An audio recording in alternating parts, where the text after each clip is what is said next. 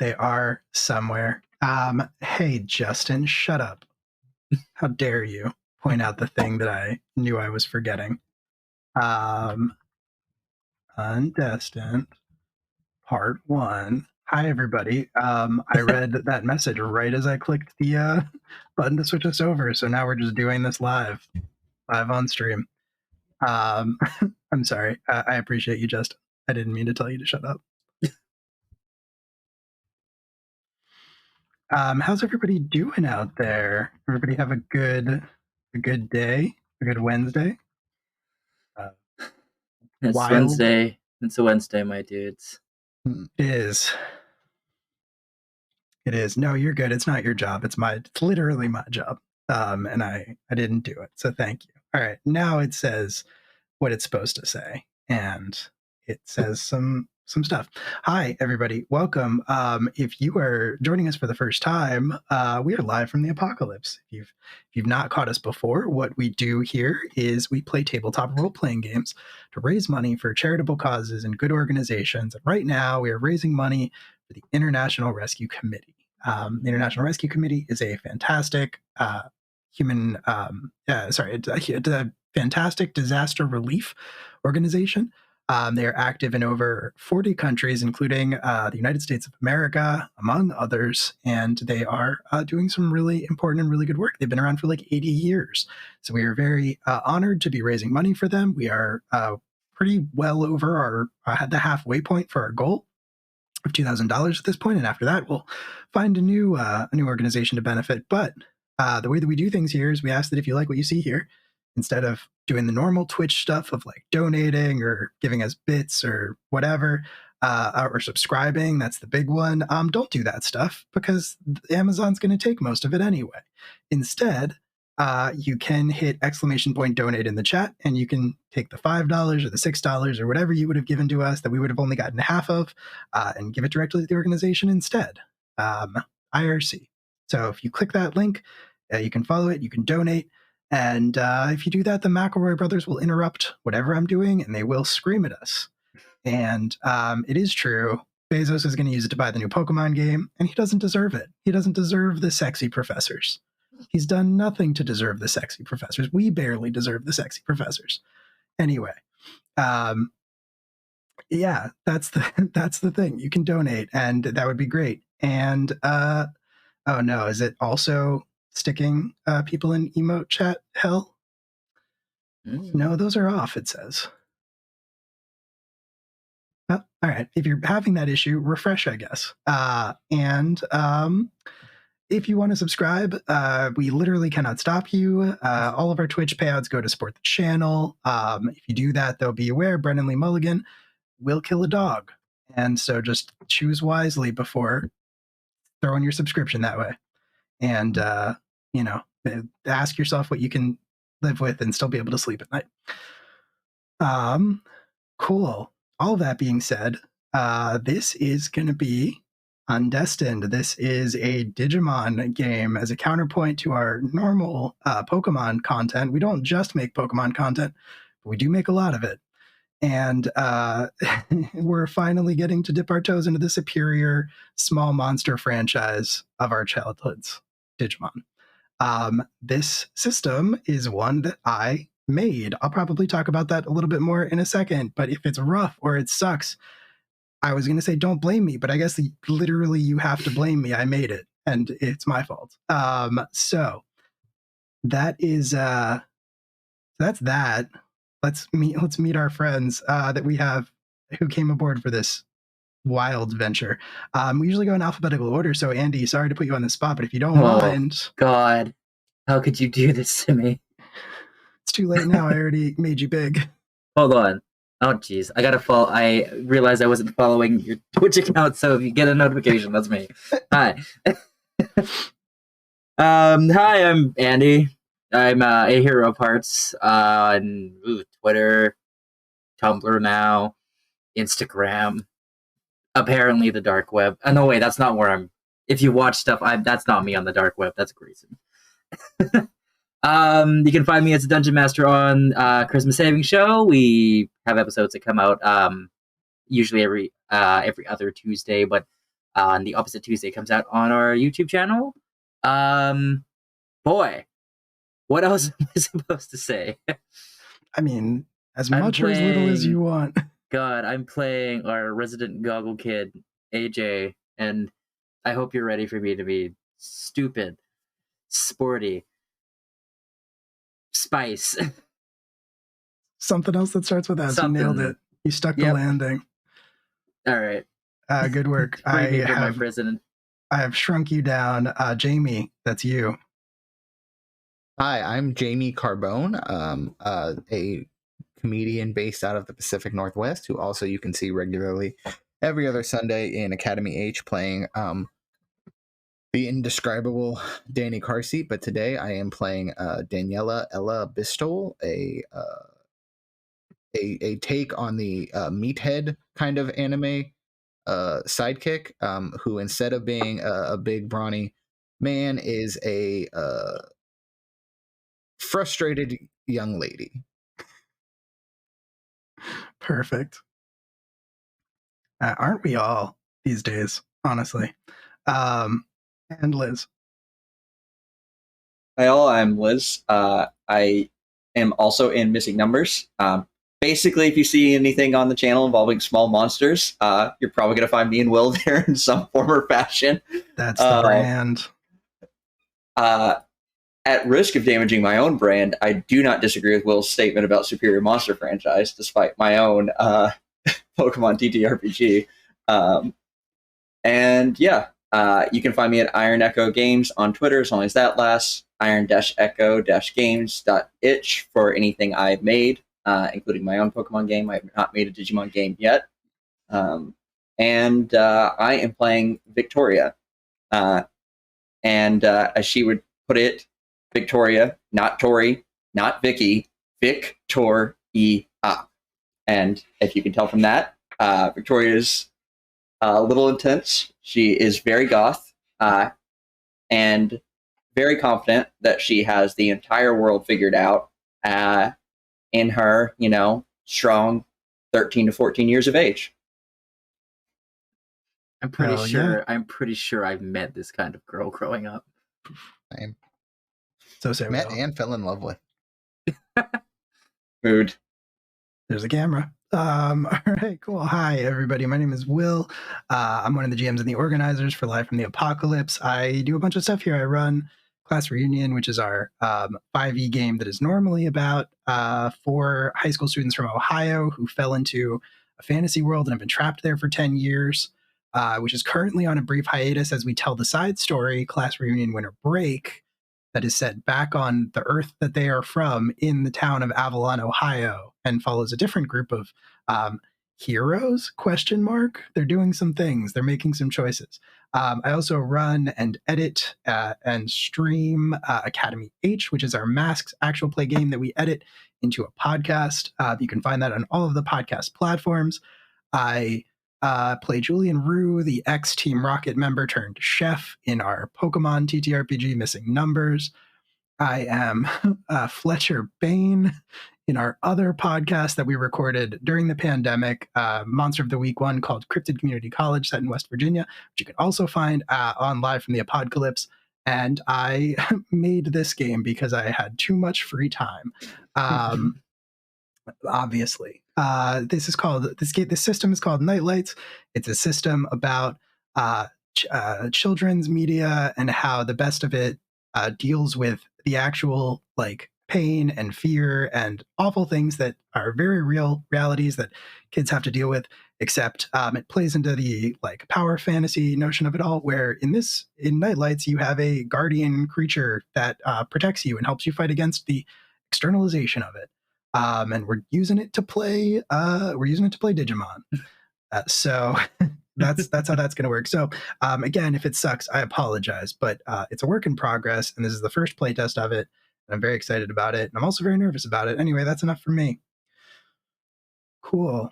We're going to, I think, get right into it. How did Patamon get in my hoodie? He flew. He's got ears. He flies with them. Mon's in here just because he crawled in like a little gremlin. Little gremlin. All right, cool. So, our story begins about 3 years prior, and in New York City, one of the largest, most metropolitan cities on Earth. Maybe you've heard of it. There is a general sense of chaos. There are people standing out in the street. Times Square, in particular, is packed almost end to end, full of people who are all staring up at the jumbotrons and the billboards and everything overhead, and are just kind of watching something in the place of where there would normally be, ads for like Pepsi and Broadway shows and things like that. This is what we're seeing on the screen is some kind of battle between two or more monsters, is the only real way to describe them. One with gangly arms and this sort of dark armor covering most of it, and then this other creature that's sort of this shining figure, with a sword for one arm and a cannon on the other, and a cape billowing behind it. These are perhaps digital monsters. And as the assembled crowd continue to watch, this battle sort of rages back and forth, while this like very peppy 90s pop punk track plays in the background. And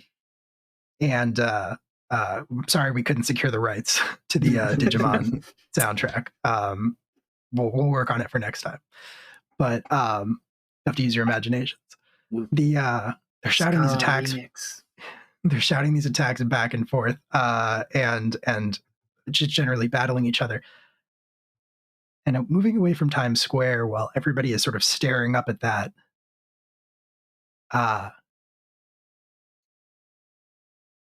it's 3 years prior. Where is Victoria? So Victoria is in her room, and she is like, the lights are out. All you see is kind of the light from the TV, and she's like watching this happen, or computer monitor. I guess I don't know if it made it to TV waves, but either way, light from a screen, and it illuminates her. She's sitting on her bed with stuffed animals piled around her, wearing a mix. She's got like a bright, like pinkish, purplish hair, pastels all around, and is hugging one particular stuffed animal very closely as she looks kind of shocked and very locked in on whatever is happening on the screen. And in a what is can you tell me a little bit about Victoria's room? Is it large? Is it small? Are there decorations or anything up on the walls? I think it's relatively small. Definitely has like a kind of smaller apartment vibe to it, and the walls are actually covered in like posters, and it's a bunch of like kind of like very like some like cutesy animal stuff, some like pop bands, just a mix of like music and just kind of a generally gives you a almost like a bubblegum vibe to it a little bit. Very cool. And in a different part of the city, still 3 years prior, Ella. Where's Ella during this? Ella is in her family living room. It is large. It is sparsely decorated. It is as if it is more for show than for people to live in, as if cleanliness is the most important element of her family's lifestyle. She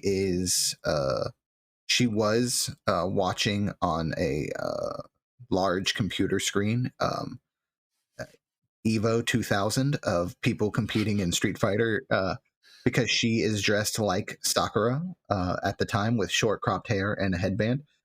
She herself, her parents will not allow her to take self-defense classes because that is unseemly, but she is, like her hero Sakura, she is teaching herself from Ryu. So anytime someone selects Ryu, Ken, or Akuma, she mimics their combat abilities. And while that is happening, her computer glitches out, and instead there is the fight. So she, instead copying that, decides to copy the Digimon she sees on her screen to learn how to truly fight. Makes sense. Makes sense. Does Elle have a big family? Is that able to be told? She is an only child. She Makes sense. feels like she is a display piece for her parents more than a actual person to them. Mood. And elsewhere, maybe not even in the same city. Where's AJ? What is AJ doing? Oh God. Oh boy. Give me a second to get back from only child stuff. Just only child things. It's just only child things. I think AJ is like, he's got like a local arcade he goes to where like everyone's kind of like sort of chill and everything, but like he's there with his older sister because she's she studies a lot, but she's going to like in our eventual time skip she'll be off at university. She's several years older than him, but they're taking some time to just, you know, chill out, be kids. But I think the person who runs the arcade, they've got like a little computer in the back or something, or like a laptop, really old ancient laptop, I'm gonna say. And it's probably like turned to like towards like the counter and everything, and they're busy with something, but like AJ kind of like spies this and like goes back there and is just like watching it. I think his sister has no. I think no. She eventually finds him and like is also watching. Oh yeah, and with one last scream of an attack, the battle ends with the shining knight creature with the cape victorious. So it appears, and the screen goes white static, snowy sort of static, and words flash across it in that sort of blocky VHS style of lettering that just says 3 years later. And the distortion resolves. And it is, in fact, 3 years later, still in New York City, but now it is in New York City in motion. People are moving to and fro, commuting to their jobs, commuting home, walking on the street, listening to music. It is a very lively and, even though it is cold, because it is winter, it is still a very cheerful, well, maybe not cheerful, but it's still a very, very active and noisy and busy day in the city, full of life. And in the same order, 3 years later, where's Victoria? And how has Victoria changed? So Victoria is sitting on a bench on the side of the street as like cars pass by. She's got what looks like some sort of like journal or something open on her lap that she is just writing away in. We see headphones plugged in, and if we get close enough to hear kind of some variety of loud, aggressive, kind of pounding music coming out from those headphones. The pastelly pinks and purples are entirely gone from her attire, with the exception of a flash of like just a little shock of purple amidst dyed black hair, heavy eyeshadow, a black jacket.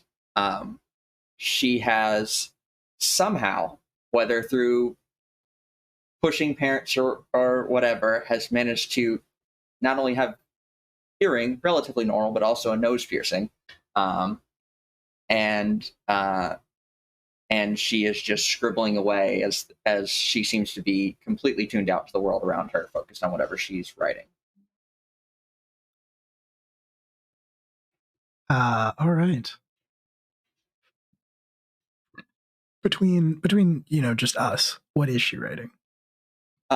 She is writing just the most goth teenager poetry, like just every stereotype of that.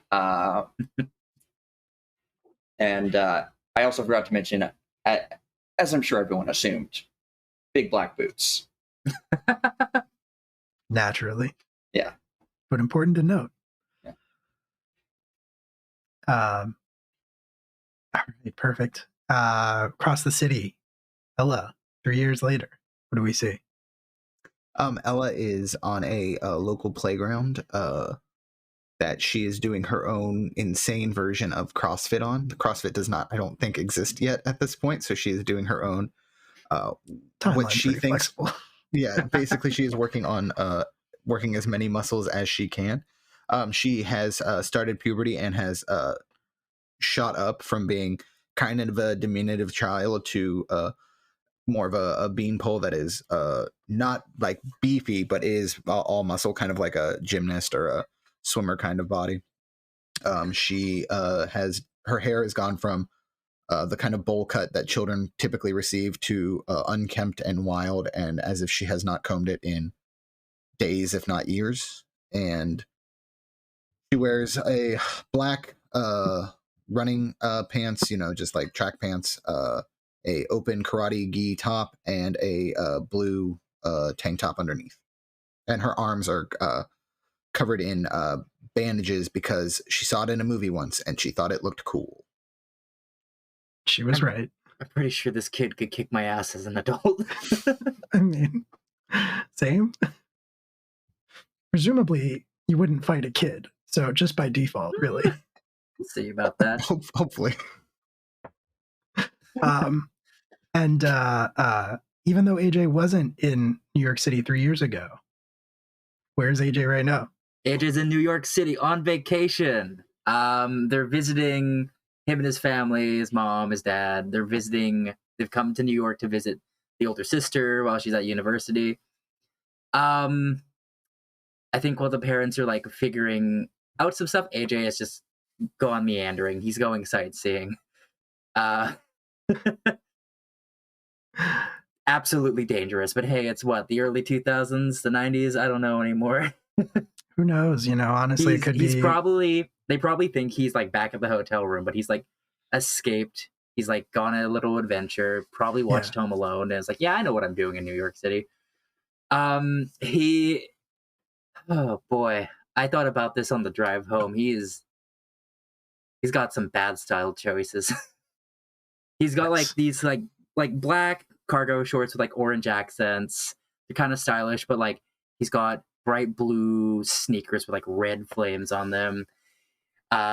His hair's kind of wild, kind of spiky, mainly because of the big goggles he has on, pushing them up.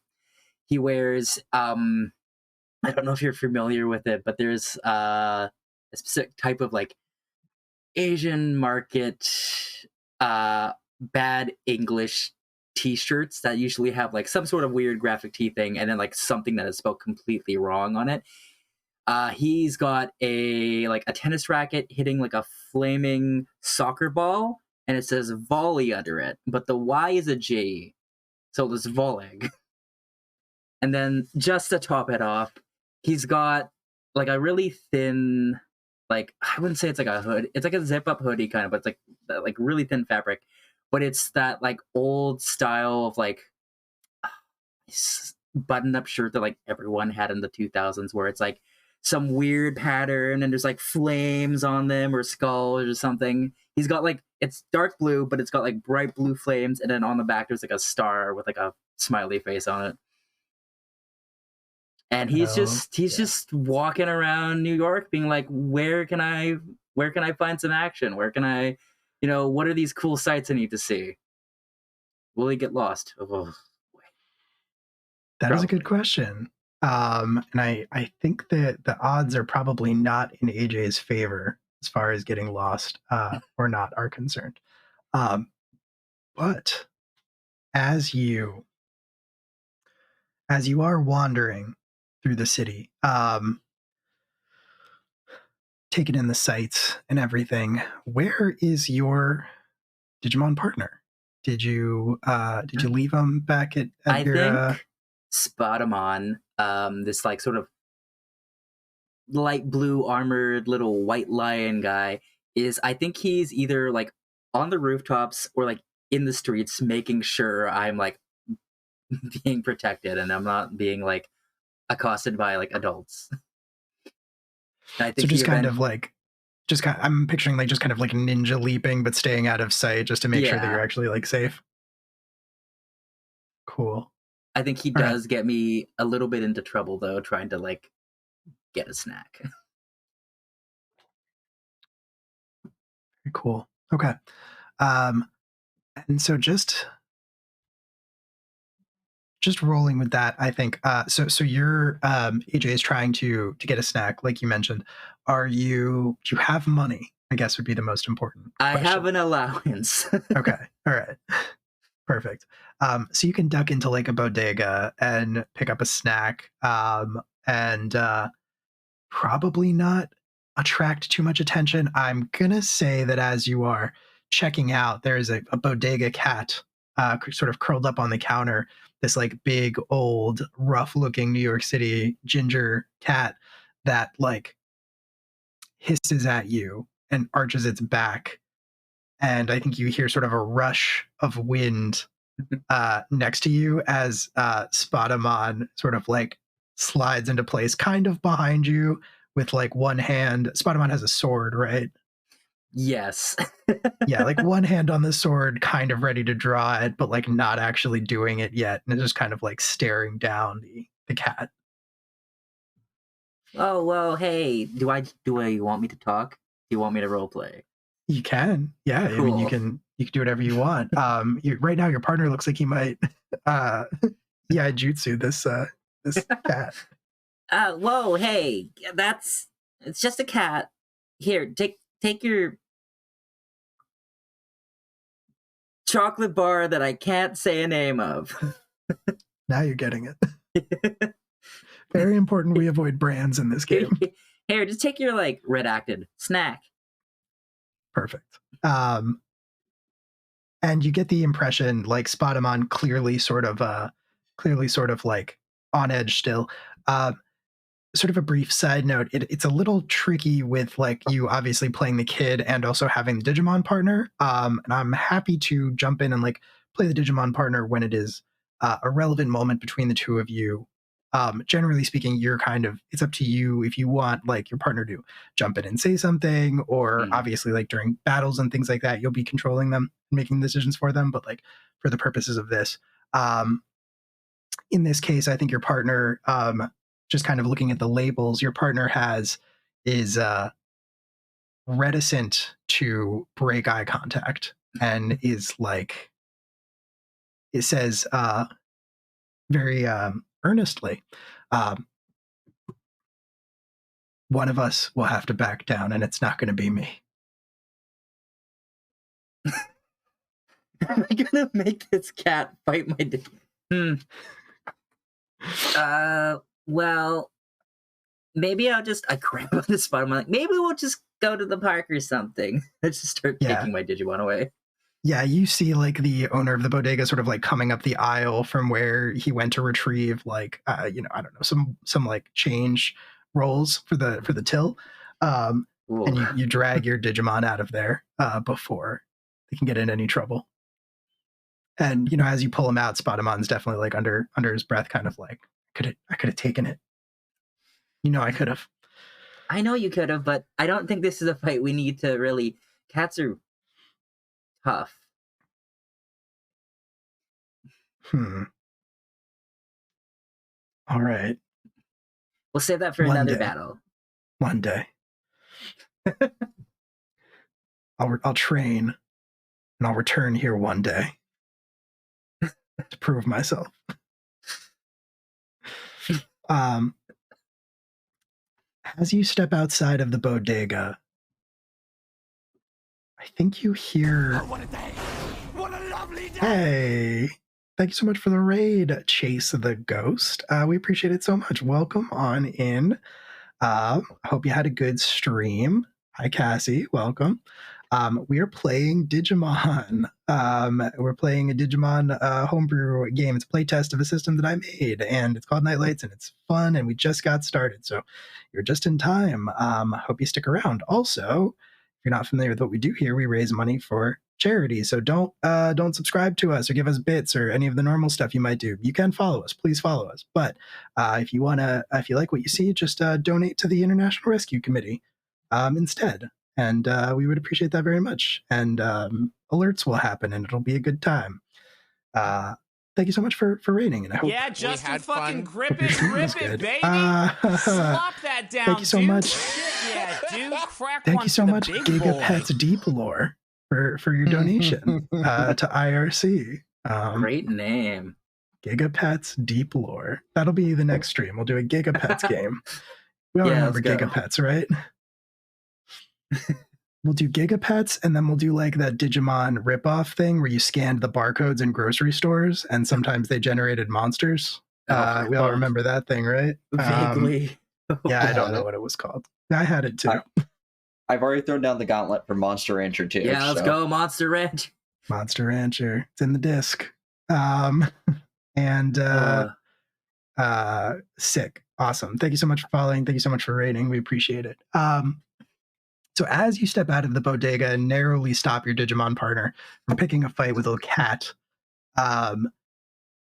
you become aware, you feel this sort of rush of wind that fills this particular street that you are on in New York City. Justin, I'm only going to say this one time. Fuck Tamagotchi. Justin, Digimon is just Tamagotchi. It's just Tamagotchi. We're playing the Tamagotchi RPG. Don't tell him that. Don't give him the satisfaction. He knows too much as it is. God, where's the ban button? It's around here somewhere. I can never find it when I need it. I can't save you, Justin. I can't save you this time. No, I'll just have a good old-fashioned shootout. You feel this wind, this blast of wind rush down the air, rush down the street that you are on, and it kind of blows past you. There are people walking all around you, and like it's honestly, it's strong enough. It blows their hats off. It sends like newspapers and things like that whipping up off of the ground. Maybe even tips a trash can over that was way too full across the street, and people like hold on to things around them just because it's so sudden, and as soon as it like starts, it's over again. But accompanying it, you feel this kind of pressure almost. And when you look back at Spotamon, Spotamon has kind of a different demeanor. Spotamon's eyes have sort of like shrunk to they've sort of dilated to like pinpoints, and he just appears very focused in the direction that blast of air came from. And I think the next thing you know, just kind of takes off. Again, being very like cautious. I think you probably get, the requisite, like as he takes off down the street, you get the requisite people like looking back and being like, was that a kid in a costume? That's weird. But then just kind of darts around the street and disappears around the corner. Okay. I think I have one thing to add. So I'll be like, listen, you can't come back here, bodega cats. That cat will just get older and more wise and better. And then like this happens. And then like, yeah, he goes off like, hey, wait. No, I mean like you could take it, I guess. Hold on. I'll chase after my Digimon partner. Perfect. That is exactly what you do. You take off after him. Victoria, in the part of the city where you were sitting on a bench writing bad goth poetry and listening to Nine Inch Nails, presumably, the pages that you are writing on, whether it's your journal or just like a notebook or something like that, there's this sudden sort of blast of air that rushes down the street that you were seated on, and it kind of pulls at least that one page just fully out of your journal and kind of like pulls it away from you and carries it down the street. And you kind of see the same thing where I imagine the street that you're on is maybe a little bit busier, but there are still a lot of people losing their hats, carrying like folders that go whipping out of their hands. And similarly, you just sort of see trash being stirred up and things like that. There's like a guy across the street with like a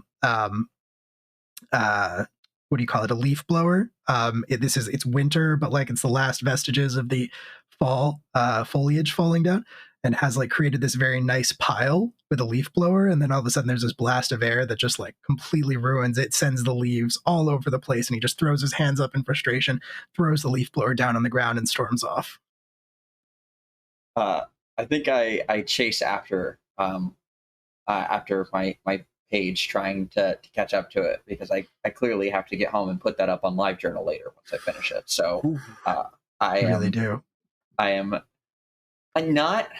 not full sprinting, because like that's way too much effort. Sprint.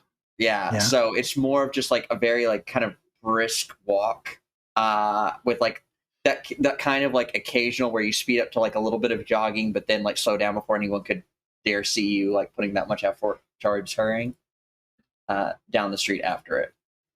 Hell yeah.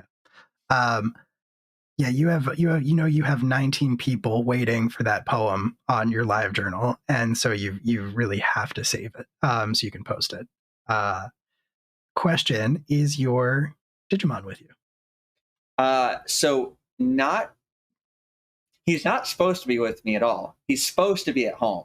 But as we see Victoria take off, we also see trailing behind her a very small, like looks like a small child-like figure, except for this, what looks like a small child has red feet coming out of the hoodie, baseball cap, and sunglasses they've like layered up with, and is like running from like thing to hide behind to thing behind to hide behind, following Victoria. So from edge of a building to tree, and is now chasing after her as she goes chasing after this piece of paper. I'm picturing like a like as they kind of maybe dart in front of you, because you're not full on sprinting, but I imagine your Digimon partner is more than willing to do that. Absolutely. So just kind of like rushes past you, and you can hear them yelling probably like, I got it, I got it, I got it. Yeah. And then like dives for it, doesn't got it, lands just like flat on the ground as the paper gets whipped away further down the street. And the hat and sunglasses are askew. So the first thing is her just going, and running up and like shoving the hat back on his head and the sunglasses back on his face. I told you to stay at home. You can't just be like walking around the city.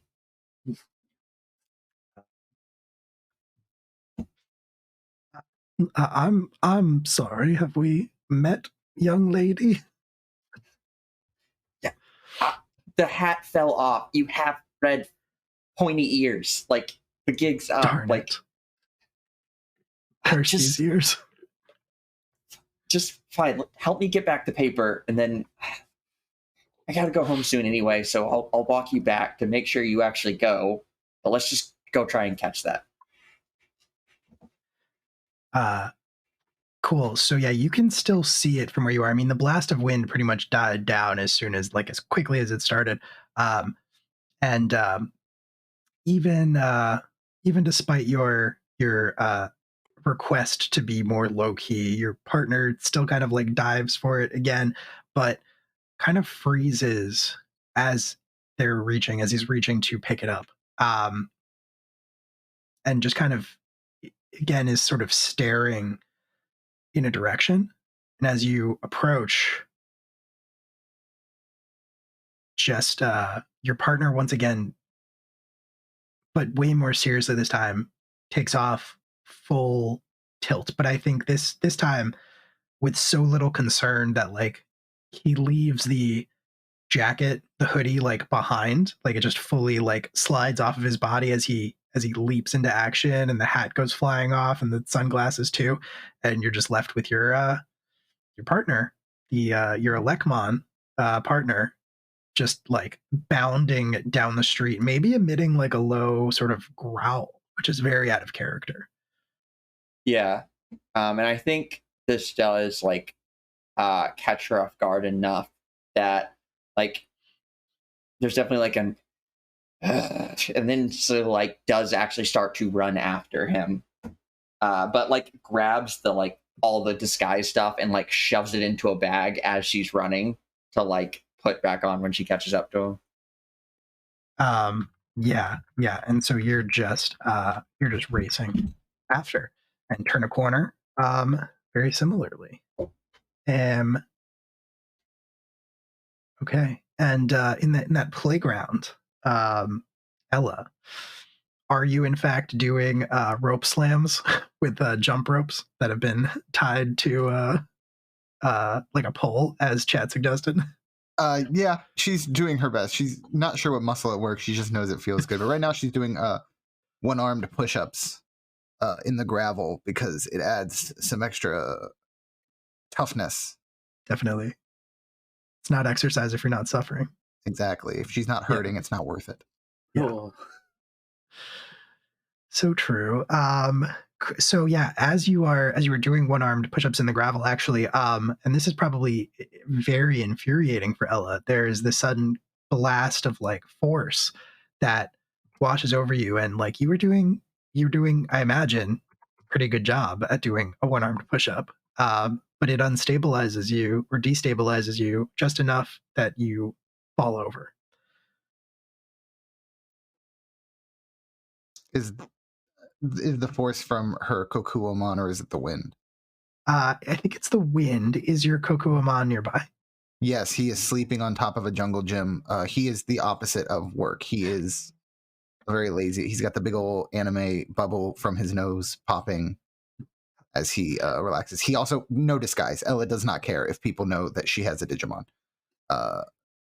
As far as when people ask about it, she's like, it's a security robot. Don't worry about it. Cool. All right. Yeah. So I think you are knocked over by the force of that blast, that pressurized blast, and Kokuomon is actually knocked out of his perch, assuming that Kokuomon has or uses pronouns at all. Yeah, he's a little. He sounds like, as far as I'm concerned, Mickey from Rocky. You know, Oh, okay. Like a little old New Jersey man, or sorry, Philadelphia man. Perfect. Perfect. Okay, yeah. So your Kokuomon gets knocked off the jungle gym or the perch and hits the ground also, and your sits up, sort of rubbing his head, just like, what the heck was that? And if you were training with me, you would have been more prepared for this. You look at you. Look at you lying there and lying there because you're telling lies. I feel that I'm being true to my heart, and just and they at this point she's getting like closer and closer, and they're doing the more menacing, like the knuckle, like the head to head kind of yelling at each other kind of thing. It's like, how dare you? I'm if it didn't hurt my shins every time I kicked you, I would. Ooh, buddy. Yeah, I don't feel anything when you do that. Feels good. I wish you would. Wish you would kick me.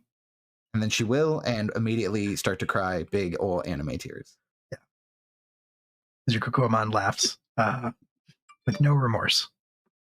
What a jerk. What a jerk. But mid laugh, your partner stops. Kokuomon stops and goes dead silent, and his little robot eyes kind of like shrink down to like 1 pixel and turn in a direction. I imagine your playground is kind of attached to a park, and actually I think it's probably safe to say that it's sort of one of the ones that's attached to Central Park. And he turns in that direction of like deeper into the park itself, and then without saying anything to you or like acknowledging you whatsoever, just takes to the air, flies off in that direction. Hey, I wasn't done yelling at you. Hey. Doesn't come back. And then she will start to immediately parkour after him. Okay. All right. Very cool. What a terrifying child. Oh my god. No kidding. Kids today, am I right?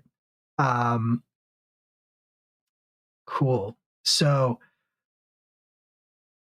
you're following after Kokuamon as long as you can see him from the air, sort of flying. You're starting to get glimpses like in and out of the trees. There are definitely more open parts of Central Park, and when you're sort of running through those parts, getting in a good jog, you realize some good cardio. Um,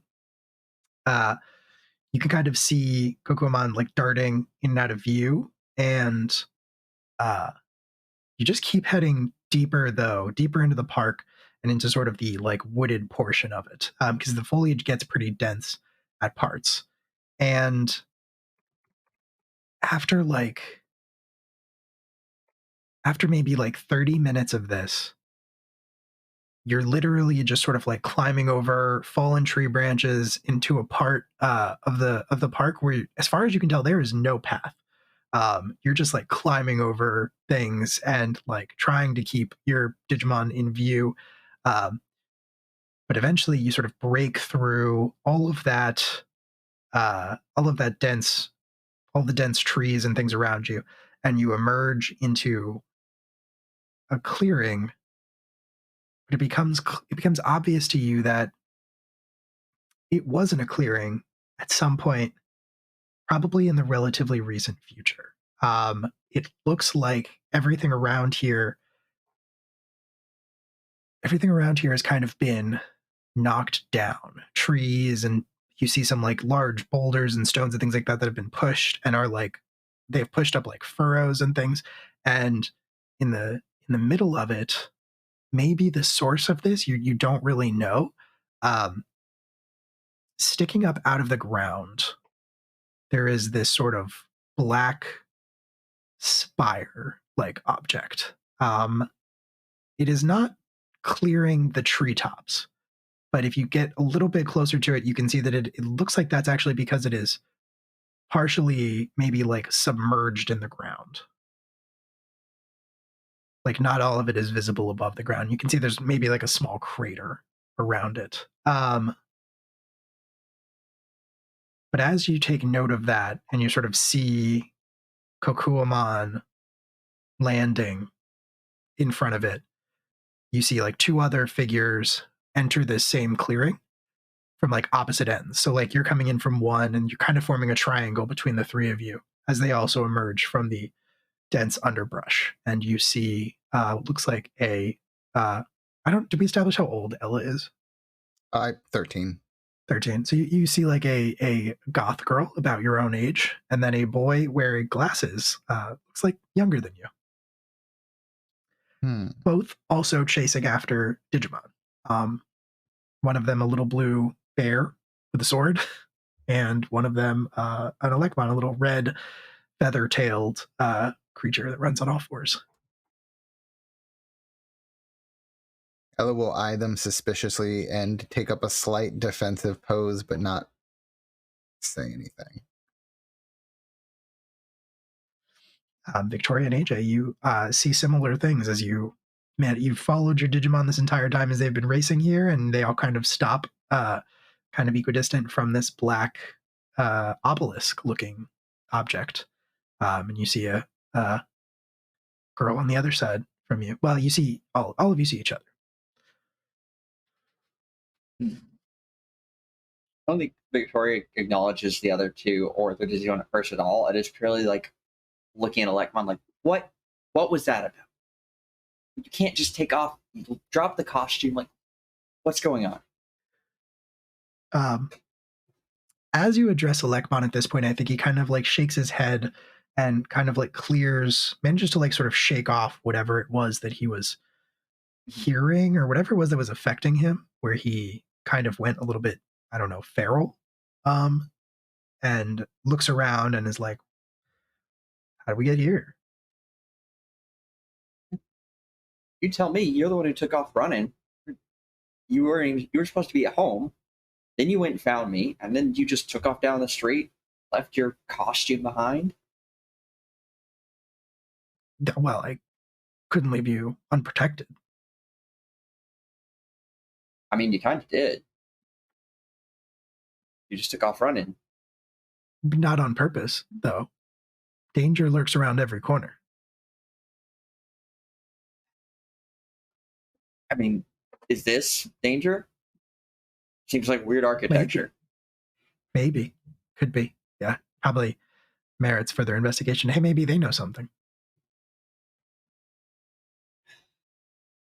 Well, do you? Either of you know something?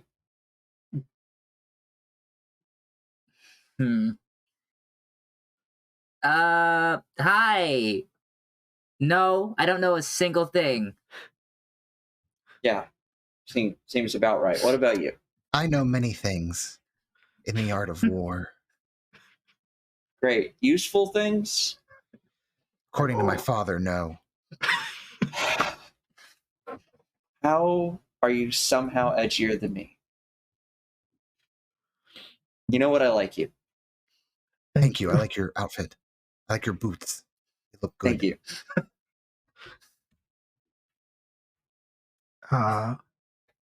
So yeah, you're all kind of standing there. You really sort of at a loss. Your Digimon do seem to be back to normal now. Kukuamon and Spadamon also kind of seem to be in possession of their own faculties again, and similarly seem kind of confused about what exactly it is you're doing here. Yeah. They will sort of start circling the obelisk and maybe like conferring among each other, but not really in a productive way. Like pretty clear to you that nobody really knows what exactly is going on here. But I will say that any of you who think you might be paying attention, any of you who might be alert, which might maybe just be Ella, I'm not sure, but you can sort of roll like to perceive some danger. That is Ella's whole anxiety. So Cool. roll my D8. Yeah, roll a d8, call your shot before you roll. So whatever number you're trying to get. I'll say 3. Okay. Roll a d8. I got a 2. 2 is a success. Actually, if you are one higher or one lower than your target, that is a success, but it is not a critical success. So your D8 does not change, but you do succeed, and you, Ella, become aware of the flapping of wings. It sounds like around you. She will. Is it a lot of wings or just one set? It sounds like more than one. She will look at Kokuamon. The birds are back.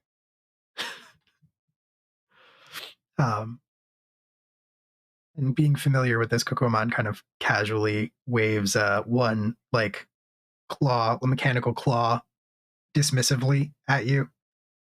That's how many times I got to tell you, the birds are nothing. Birds are nothing for you. They want vengeance Correct. against me for my actions. Told you to leave those birds alone. Those birds should not have encroached on my territory. The good jungle gym. All right. Victoria and AJ, I'm assuming we're kind of just declaring this over your heads. I feel I feel like the entire time, like, wow, you guys also have Digimon? Like, hi, nice to meet you. I'm AJ. I pointed at Lekmon. What's that guy do? What's their name? Oh, I think he's just like loudly and excitedly talking, like, and you can like hear the birds flapping in the spaces between him talking about shit. yeah, this is Lekmon, and he's pretty convinced he's gonna save the world someday. And like the moment it's like this is Lekmon, he like bounds up to you, stands up on his back legs with his hand out, and he's like, "Yeah, Lekmon, hey, how you doing?" Shake a Lekmon's hand. Hi, nice to meet you. This is Spider-Man. And I go over to my little white lion friend, and we both kind of pose together. He's a lion. I said bear earlier. He's a little That's lion okay. man. Realistically, I would have picked Barrymon, but this is a child who is not me. No, that's fair. That's fair. Just like the I'll remember it because it's just like the Mumford and Sons song. It's a mnemonic device. Like, Little lion man, I got there. yeah. Yeah, there you go. Lekmon bounds over to Spider-Man next, and then like stands up and does a very formal bow to him, since he's very like knight-like. He's like,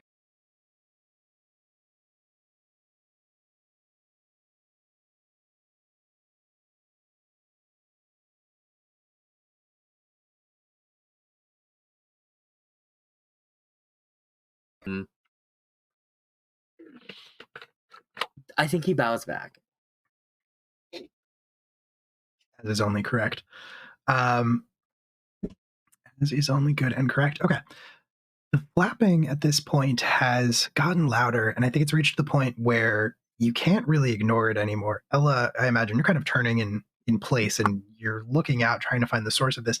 And every so often, you do see these sort of darker forms in the shadows of the underbrush, darting back and forth at various levels. Like some are higher up in the trees, some are lower in the trees. And then all of a sudden, you hear a voice, like a disembodied voice, yell, "Now!" And about 4 forms burst out of the trees around you at different points. They all resemble, the only real way to describe it is like little bird monsters, about the size of your own partners, but they have like beaks and talons, little winged arms that end in like 3 little claws. Each one has like a feather coming out of their head that sort of curls up a little bit, but they are all black. They're all pitch black from head to toe. Ella screams. Like out of fear or like a warrior scream? Absolutely true. fear. She immediately starts to hide behind Kokuamon. And Kokuamon, all I can picture is Kokuamon, like Danny DeVito yelling like, "Holy shit!" Because I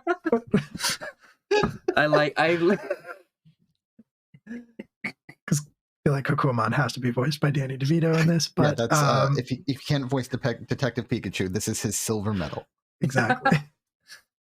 Poor Digimon, always second best. There he is. Man, the myth, the legend. So these bird Digimon sort of gathering all around you, and they basically have you surrounded, and they say,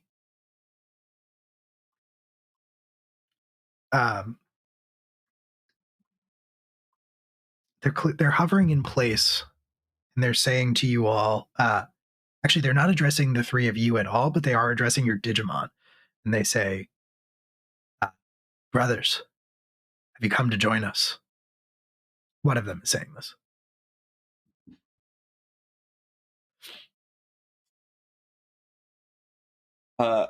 I think before Lekmon can say anything, Victoria just speaks up. She's like, "Okay, so this is something, but I think I'm just gonna Lekmon. I think we're just gonna go. Birdmon, Crowmon, Raven, whichever. Nice to see you all, but we're just gonna leave." We were not addressing you, meatbag.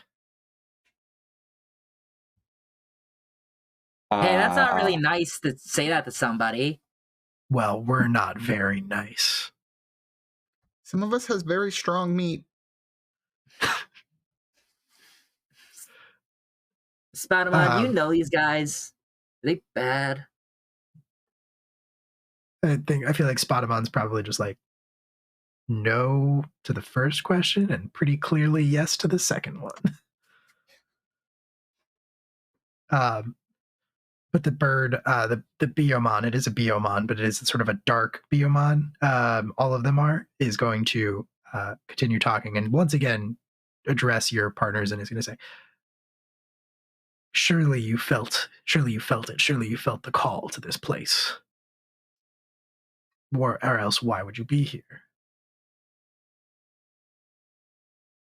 I think Alekmon like speaks up, but it's just like, well, yeah, I felt the call to destiny, but I don't believe that lies with you. You don't seem very nice. What is nice in the face of destiny? For you are right.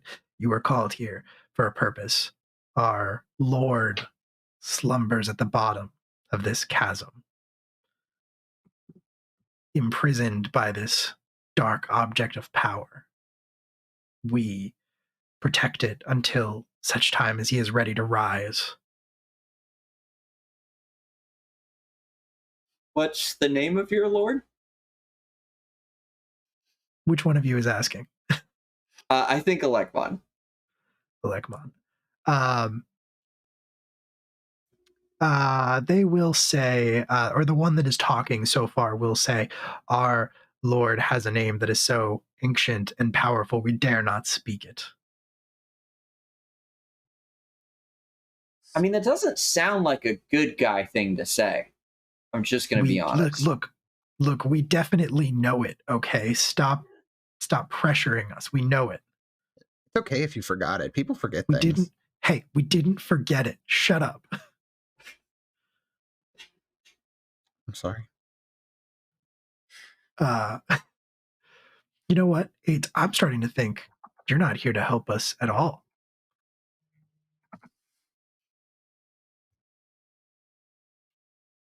That is a real Digimon. Satanmon is a real Digimon. Yeah, they're.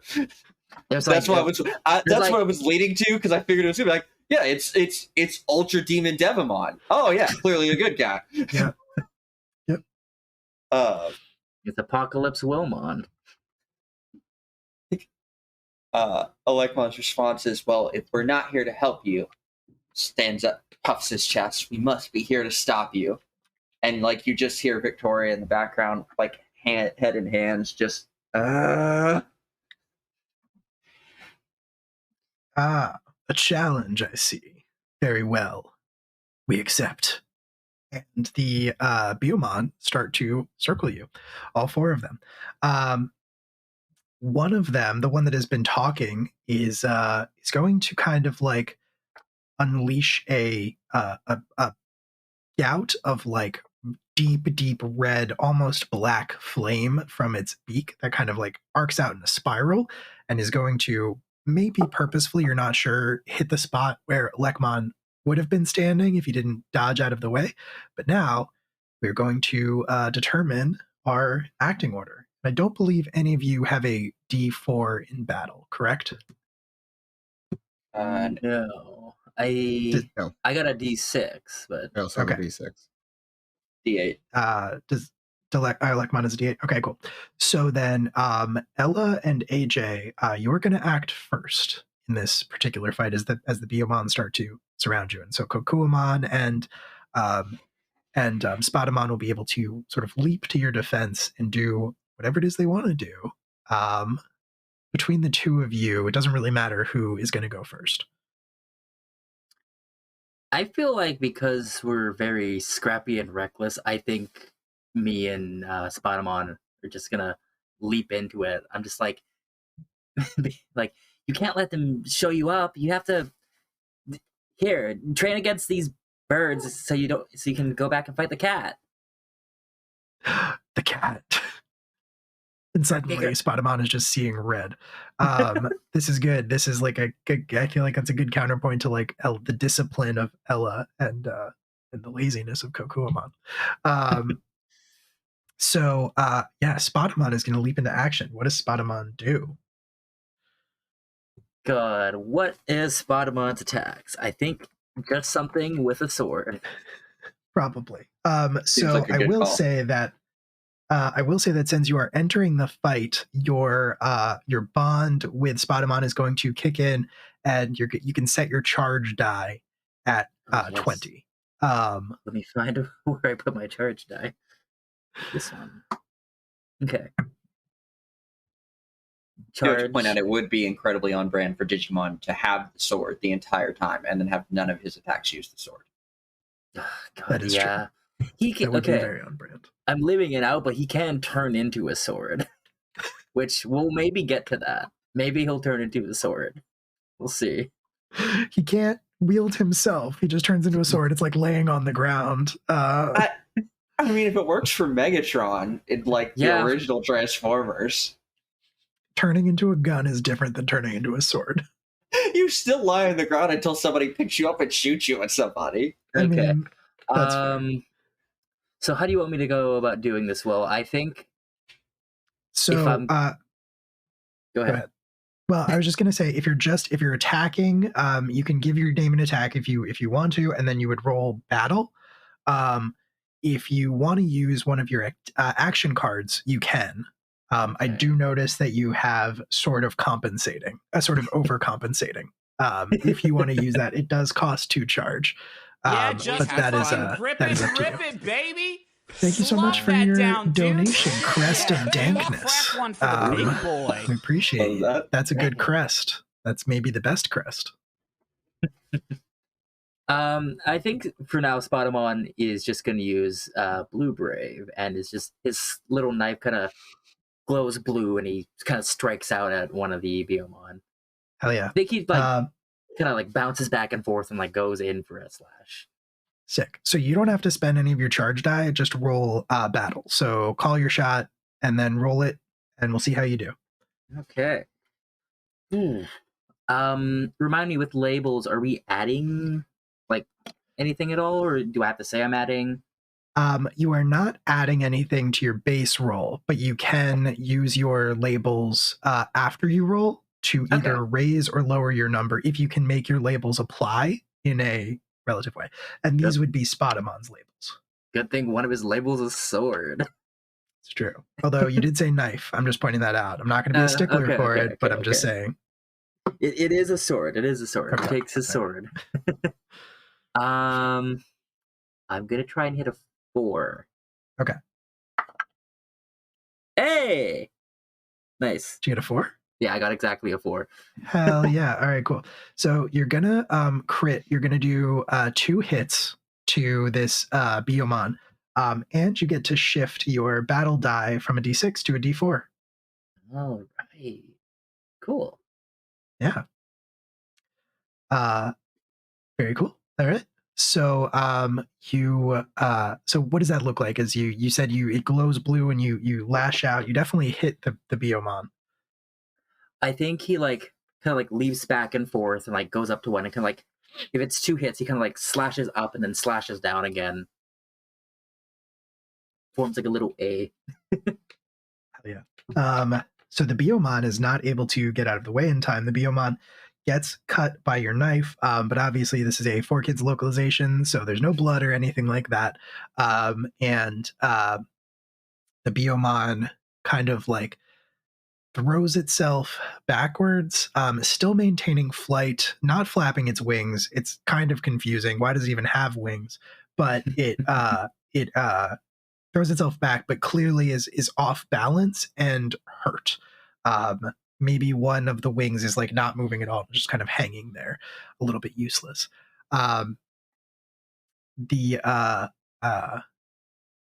Cool. So Spotamon does that. Very good attack. Very good successful move. Next up would be Kokuamon and Ella. Kokumon is probably like he's on guard, but he is still being sort of lazy. So Ella is going to be like, you guys just need to buzz off. And then she's going to pick up Kokuamon by the legs and swing him around and then throw him full force. And he, like M. Bison's Psycho Crusher, will have an electric energy field around him as he crashes into one of the Biomon. Sick. Very cool. Also, so you so Liz and Jamie, also you can set your charge dies at 20. Everybody gets to do that because we are now in a fight. Um,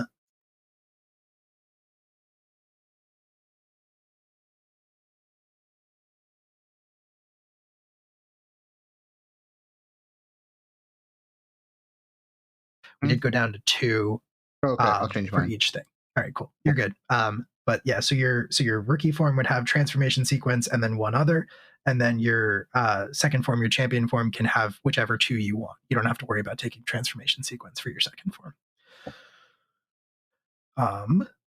Very cool. So with that move, I assume you are not actually using an action card. You're just doing another basic attack. Yeah, it would just be a basic attack. Just Cool. him, basically like a volt tackle, I guess is what we'll call it. Hell yeah. A non-consensual volt tackle.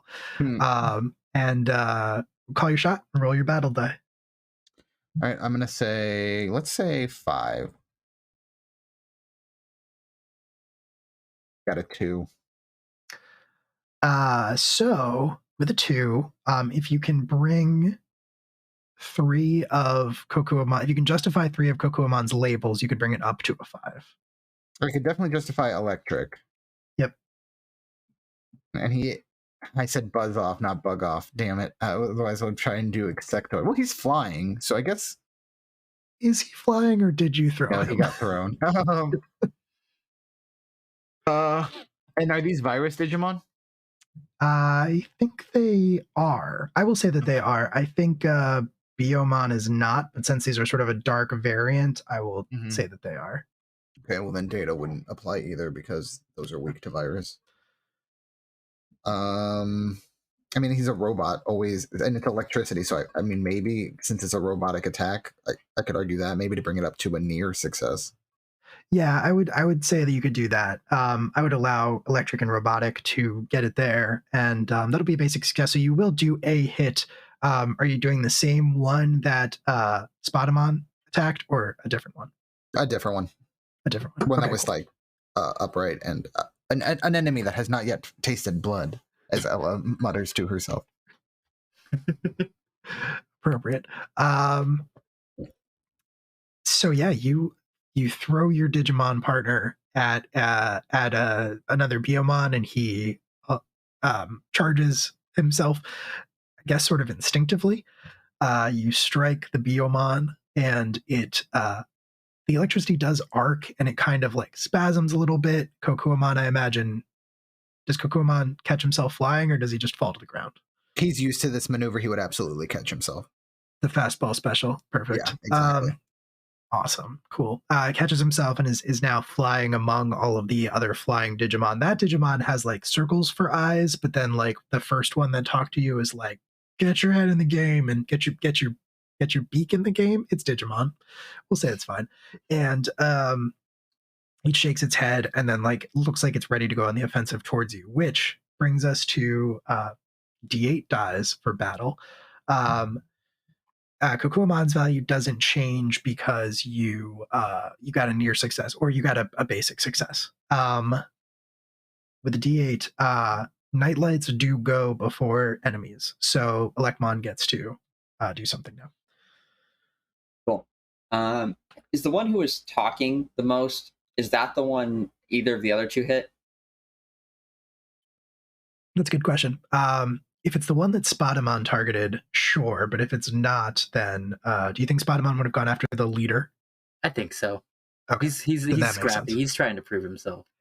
The one that's got like the sort of injured wing is the one that's been doing the talking, the presumed leader. Then Electron is actually gonna target a different one. He's gonna let Spotamon have that, and is gonna attack one of the ones that hasn't been hurt yet. I think he's just gonna kind of glare at them, bound forward, and then leap up and try and whip them with his electrically charged tails. Okay. Roll your battle die and call your shot. Call your shot first, and then roll your battle die. I'm gonna go with the 4. Save Oof. That one you roll an 8. No, that's not great. Yeah, that's a lot. That's literally arguing that every one of my labels apply. That seems like a little bit too much.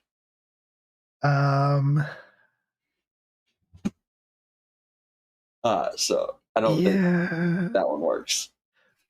I mean, in this instance, you have hero complex, high energy, scrappy, and shocking. I feel like those are all kind of relevant to this situation. Yeah, I guess. I just Um, feel like we're creating a situation where I can never miss if that goes forward. No, I mean, I get what you're saying, and I mean that's probably something to consider in future playtests. But we're just having fun. This is, you know, a two shot. This is the first time the system's ever been played, so it's good for me to see the flaws in it. I'll allow it. Okay. Then yeah, I mean, he is perpetually scrappy and high energy and shocking, given that he's using electricity. Um, and yeah, he has a hero complex, so he's gonna leap up and hit it with his tails. That 4 is enough to take it from Oh, the yeah. 8 to the 4. All right. Perfect. Yeah. So that is going to be a so it's going to be a hit. I think with I'm not sure I ever mentioned this, and I definitely am not making it up right now. I'm not. But if you use labels to hit your target number, it's still not a crit. It has to be a natural roll for it to be a crit. So Yeah, if so you do didn't say that, I was succeed. gonna suggest that because yeah. Yeah. So you do succeed. You do hit the lad, and that is actually enough to it's a single hit, but that is enough to push him off of his track, and he falls to the ground, X's over his eyes. Not dead, just, you know, sleeping. Perfect. And now the rest of them do get to go. So the rest of the Biomon, immediately after their leader falls, the one of the other ones takes up the role very fluidly, and it's just like, oh, you'll pay for that. You're all gonna pay for that. And I think oh no, sorry, God, you weren't going after the leader. You were leaving that one for Spotamon. You were going after an uninjured one. Completely forgot about that. Okay, cool. So the leader is still there, with the hurt wing. You hit one of the other ones, whip him with your electric tail, just like when the other one got hit with the Kokuamon. Um, you get some spinny eyes, a little bit of shocking, and but still maintaining position in the air. And now the actual leader is going to yell, "All right, boys, light him up!" And they are going to open fire and attack all of you. I think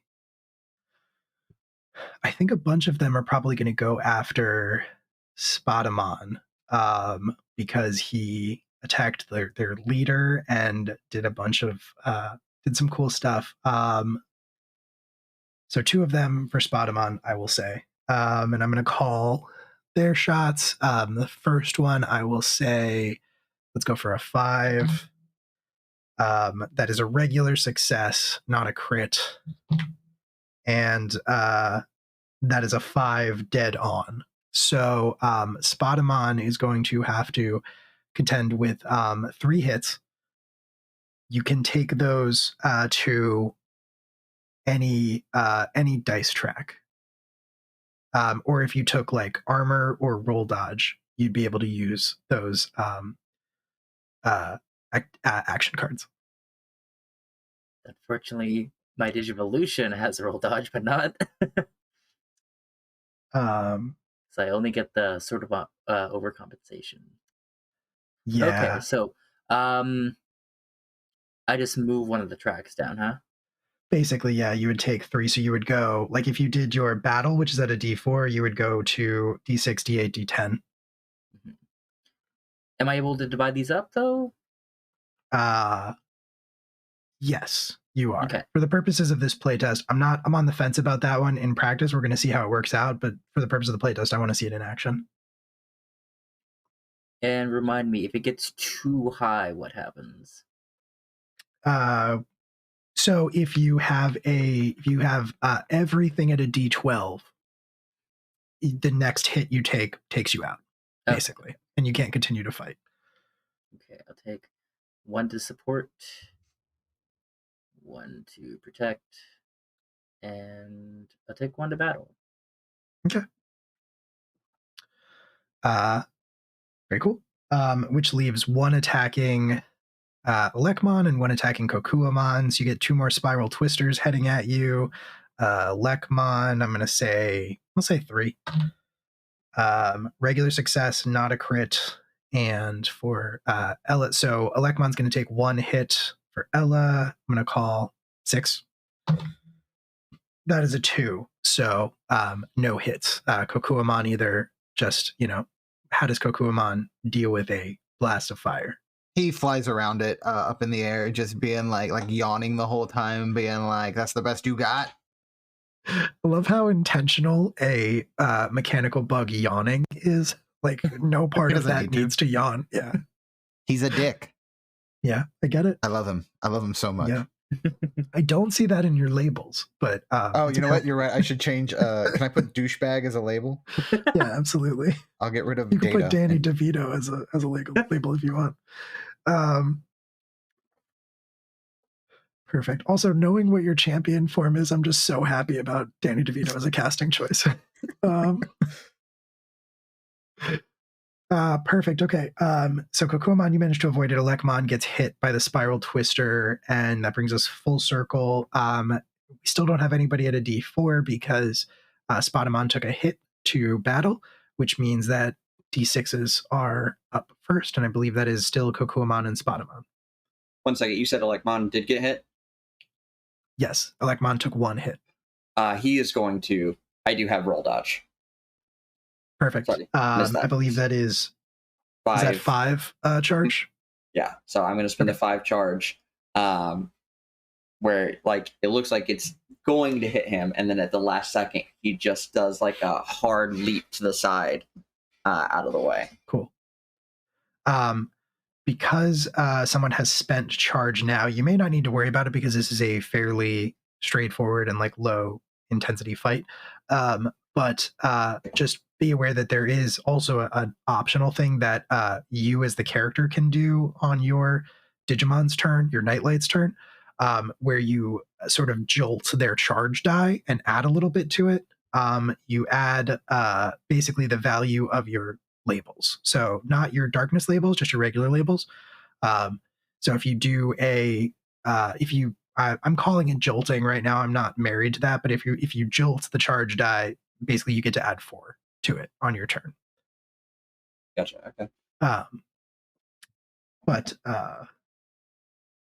Yeah, one of the main, not to get too deep into the weeds here, but one of the main changes I think that's going to be made after this is starting with fewer labels. And I think that's going to fix a lot of the issues as I'm seeing them right now. We're not calling it edging. You're not edging the charge die. Just saying.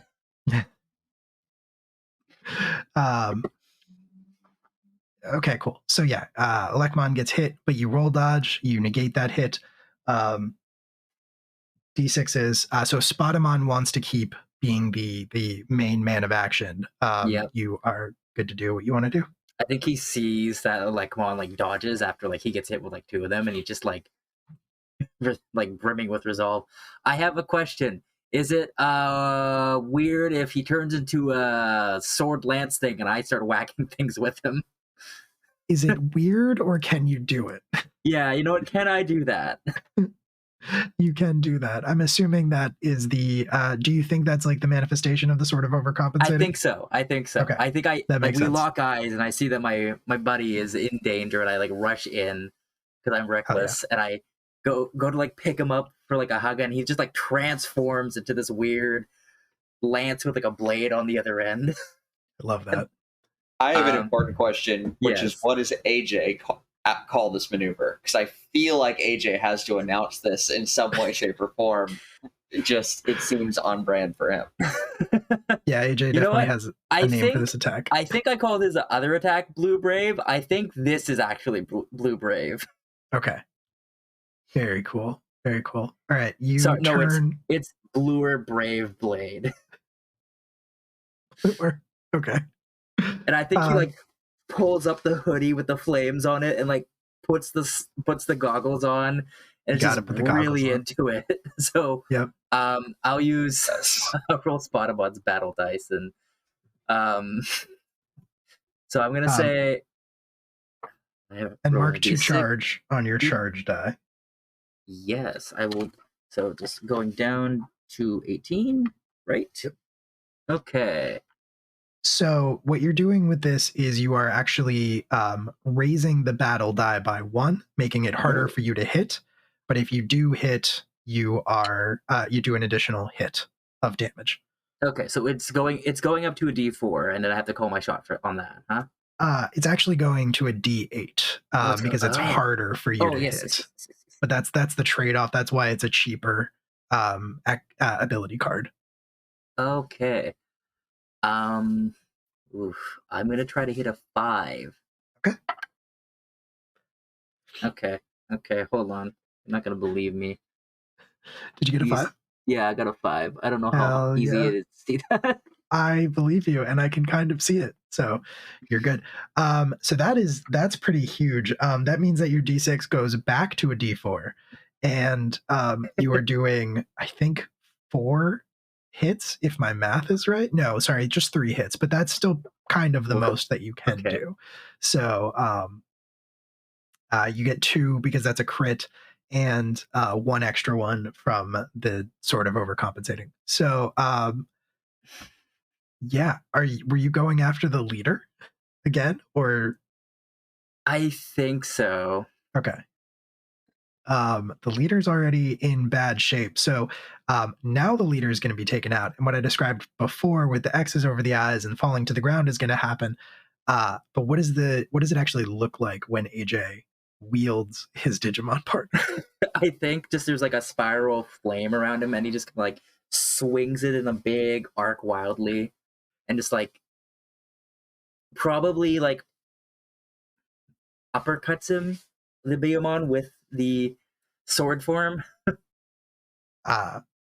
This feels like something Ella would be incredibly jealous of. I'm so sorry, but also not. I feel like there's going to be a conversation later where she asks Kokuamon why he can't do that. That's fair. You swing your giant sword and you hit that Digimon. You knock him down to the ground where he appears to be unconscious. And the other ones, I think at that point, just because that is such a flamboyant attack that is clearly incredibly powerful, kind of hesitate a second and look at each other, which buys Kokuamon a moment to do something, and Ella, if you want to. So there's one that's been damaged and one that's okay, right? There's one that's been damaged and then 2 that are okay. I believe there are 4 of them. Okay. Yeah. Wait, I thought 2 were knocked out. No, just 1. I was wrong about a thing, okay. and then I had to back up. Gotcha. All right. So Ella is gonna be like, do a spinning bird kick, and Kokumon's just gonna like in the midair just be like, I don't do that. And then she'll be like, well, do whatever looks cool. And he goes with like fierce determination. And his eyes goes, that I can do. And then from his head, a giant power surge is going to erupt and aim at the one that actually it's going to aim at one of the ones that has not taken any damage yet. Sick. All right. Very cool. Call your shot. Roll it. All right. I'm going to say, let's say 4.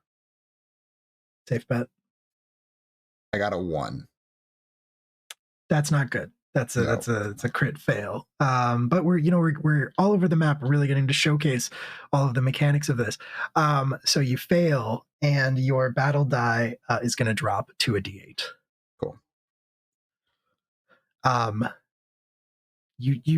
Kokuamon does do a cool thing. It does look cool in Kokuamon's defense. It just doesn't actually hit the Beomon, who moves out of the way.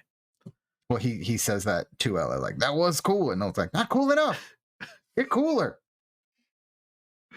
And next up is Elecmon. I think going off of, because combat all happening at once, Elecmon has continued to jumped up, swung his tail, landed, dodged out of the way of thing. Is just continuing to just bounce all over the place. Now coming back to launch himself at the same Biyomon he hit before with a just body blow tackle this time. And I am going to go for a 3. 2. Take it. All right. Yeah, that is a hit. So you're going to do 1 hit to an uninjured Biyomon? No, the one I hit with the electric tails the first time. Sick. All right, cool. So that should be the second arm to that one, I think. Yep. The second one it is taken. Very true. Yeah, you body blow tackle this Biyomon. I think knock it out of the air.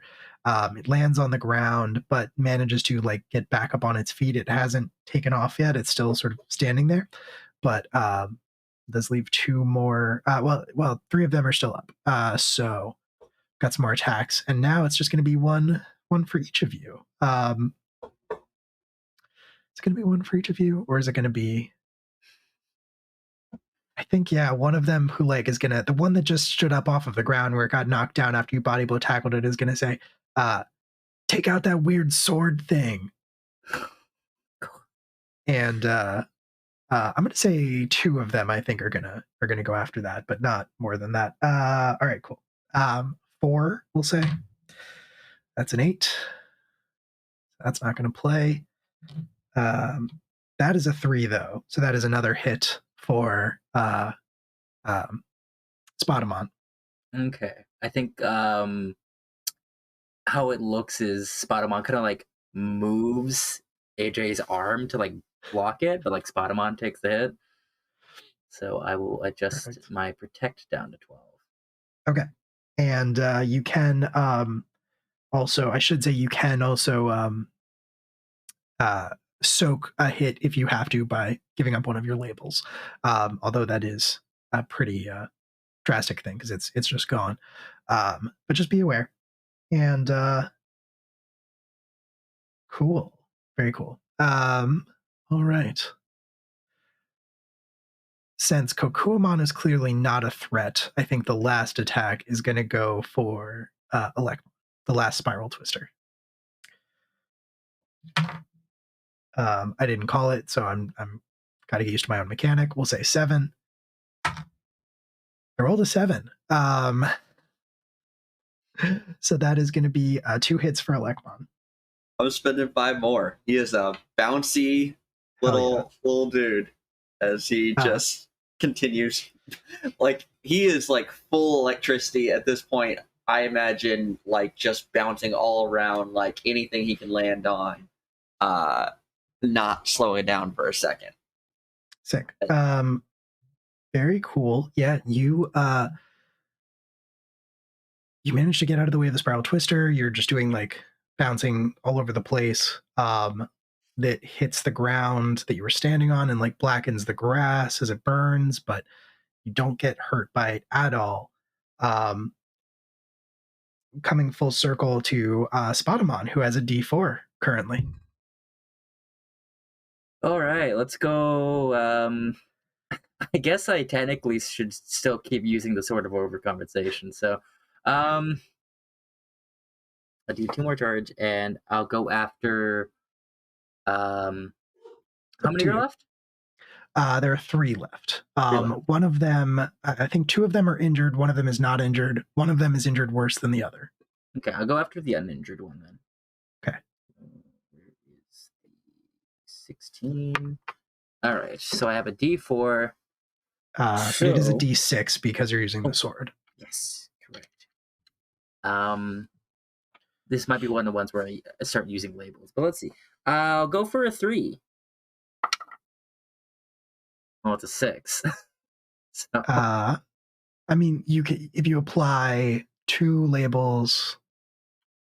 Would you say 3? Yeah, if you apply 2 labels, you could get it to a hit, which would be 2 because you're using the sword. 2 hits, basically. Okay. Yeah, sword and versatile. I'm gonna say versatile because my Digimon has turned into a weapon. That's pretty versatile. I can't argue with you there. You got me. All right. 6. So you swing the sword, maybe not quite so amazingly as last time, but still effectively. And you hit the other Biyomon is it a flashy uppercut again, or is it a little bit different? I think I just like bonk it. Okay, just a bonk. I feel like that's appropriate because like the first moment was definitely like badass showing off thing, and then AJ almost got hit. Might be a little bit of that like, oh shit, this is real. I should play this. I should play think this it's closer to the chest. he's like it's like a little bit of like losing steam, like oh, I don't know how long I can keep up doing the super attack. Hold on. Right. Perfect. You do a bonk for 2 hits on that uninjured one, and now they are all hurt. You do knock it off of balance, and I think probably also out of the air, but this one catches itself before it hits the ground and is still sort of floating there, which would bring us to is Kokuamon at a D8? Yours dropped, right? Yeah. Okay. So then it brings us to the D8s, which would be Alekmon and Kokuamon. Doesn't matter which one of you wants to go first. Kokuamon can go. Okay. Kokuamon, annoyed at himself for missing, this time tries to fire again, but this time he's firing at the one he hurt the first time. Okay. And I'll say we're aiming for let's say a 6. Safe. Got a 5. Hell yeah. Awesome. So that is a hit, and you hit the one that you did before, and I believe that is enough to take it out. Were you doing the volt tackle thing again? No, this time it was just a second blast from Okay. this time from his hands. So he could aim it a little better, I guess, as opposed to just raw blasting from his head. It makes sense. The It turns phrase out it's raw hard. blasting. I'm sorry I said that out loud. It's there forever now. I don't want to think about it. Raw blasting the charge die. I don't like edging, but I do think I might go with raw blasting. No, never mind. Boy. Gosh, this is a... We sure did evolved into something terrible. We did. All right. So, cool. Kokuamon blasts another one with electricity, and that brings that one down. The tide is quickly turning against these Biomon, and they look like they're maybe realizing it. What is Lekmon doing? I think he has now actually, like, amidst all this bouncing fun, landed back on the ground and has like electricity kind of running over him a little bit, and he's going to shoot off a sparkling thunder and shoot a blast of electricity up at one of the injured Biomon. Awesome. Yeah, call your shot. Roll it. All right. Yeah, 5. 5 on the money. 5. Hey. Hell yeah. All right. That is 2 hits, and that is definitely going to be enough to... They're all injured at this point, so you can absolutely take out whichever one it is. So what does that look like? Yeah, so I think it's the one he's been like hitting this whole time. And like I said, he just finally, like, after narrowly dodging another blast last time, he like bounces off one last thing and then flips and like lands on the ground. Kind of has that like a little bit of a slide with his claws, and then just launches off an arcing blast of energy at this thing that hits it and has the like flash of electricity, see the flash of the skeleton, Absolutely. roasted bird falling out of the sky. Absolutely. That is what happens. Perfect. There is one left, and I think at this point he is going to shake his sort of like bird claw fist at you and say, "You haven't seen the last of us," and is going to grab one of his fellows and start carrying him away. 2 others are going to limp away after it, also flying. So all of them are going to leave the clearing basically, and kind of just fly off to nurse their wounds, presumably. You are victorious. Ella is going to start clapping and jumping in excitement. Yes. Oh my God. Kokuamon, pose with me. And he will resignedly pose back to back with her. And he goes, yeah, but you just one time. Don't get used to this.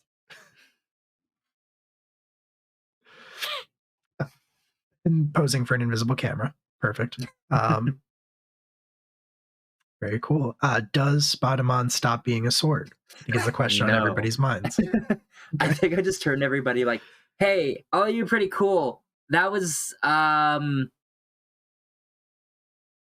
was kind of wild. I look at Spadamon and he's like, going for it. I'm like, good job, little buddy. How do you? I just like drop him, and I think he like, it's just like kind of like spins and shifts back into his normal form. Oh yeah. Also, thank you for the raid, the Role Players Guild. I hope you had a good stream. Welcome on in if you've never been here before. We're live from the apocalypse. We play tabletop role-playing games to raise money for charities and good organizations. We're raising money for the International Rescue Committee. So stick around. We're playing Digimon, and it's a homebrew system that we're playtesting. So yeah, thanks for joining. Awesome. So you have defeated your enemy, and you have your Digimon has stopped being a sword, and Yes. which is a very Digimon sentence. I think I turned to everybody, kind of like, hands resting on the back of my head. I'm like, so what brings you to wherever this is? Do either of you know how to get out of here? Should we stay here? I mean, I don't plan on staying here. I'm I going have to be home for leaving as dinner. quickly as possible. I'm pretty sure my parents are gonna notice at some point that I've left the hotel room, but You guys are so cool, though. That was awesome. Everyone here is so cool. That was great. do you have like an email? Do you know what an email is? Do you have An electronic mail. Do you have a Neopets account? How can we keep in touch? The timeline here is pretty fluid, mostly because like it really depends if you're watching the original Japanese version of this game or if you're watching the like American localization, which is a The few American years later. localization just adds too many jokes. Yeah, I don't take it really does. seriously. Yeah, Listen, but I love it though. it's true. So that, this could be 1995, but it could be 2005, depending on what country you're in. Ella pulls out her brick Nokia and hands it to AJ and just says, "Throw your number in here, kid." Oh God, I don't think he has a number, but I'll give you contact info, whatever that might look like. Type in Neopets account name into the caller ID. Message me on Neopets. Oh no. Victoria just scrambles or scribbles her house phone number, like rips off 2 pieces of paper, scribbles her house phone number on it, and hands it to both of you. It's like, I was wondering if it was going to be the live journal handle. Not sharing that yet. But hands the number to both of them. It's just like, here's this, I guess, if you need it, but I'm gonna go home and hopefully not run into any more things like that on the way. Well, good luck. How do we get home though? I'll walk you home, kid. Okay, thanks. I guess I also give you like the number for the hotel and like my room, I guess, so you can like. I don't think he knows that actually. It feels like it would be very appropriate for somebody to be like to AJ, "What's your number?" And AJ gives his home phone number from wherever it is he actually lives. Oh God, yeah. You get a lot of contact info from this kid, which is like a little bit alarming, but like, okay. Like someone has made him rehearse a stranger danger scenario where he can like recite his address and his phone number and all this other stuff at the drop of a hat. Yeah. His parents were like, "This kid's gonna get in a van with some people someday, and I need him to be able to say where he lives." Ella probably gonna beat them up though. Pretending she's typing it all in, but she's just playing Snake. That's fine.